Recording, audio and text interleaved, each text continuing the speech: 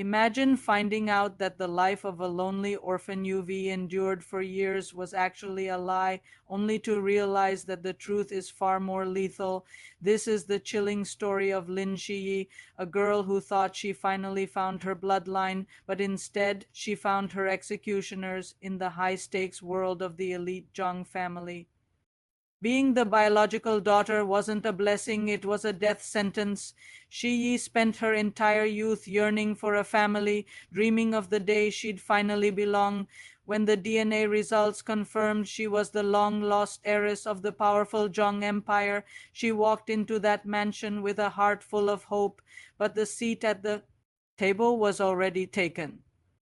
A fake princess, a girl who had usurped Shi's identity for 2 decades, had turned the entire family against her.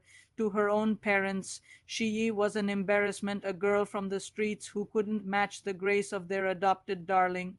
Her brothers looked at her with disgust, and the fake sister she tried to love was actually a wolf in sheep's clothing, orchestrating Shi's downfall from the shadows, betrayed by her own flesh and blood, framed for crimes she didn't commit, and stripped of her dignity. Shi's first life ended in a cold, lonely tragedy.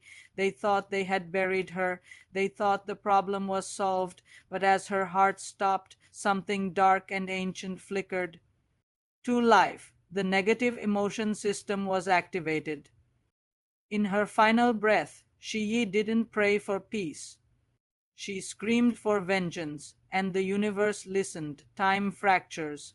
The clock winds back. Shi opens her eyes, and she's back at the beginning, standing at the gates of the Zhong Manor once again.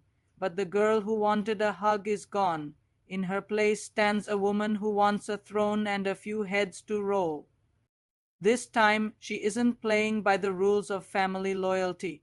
She has a secret weapon, a system that feeds and grows stronger every time she triggers negative emotions in others.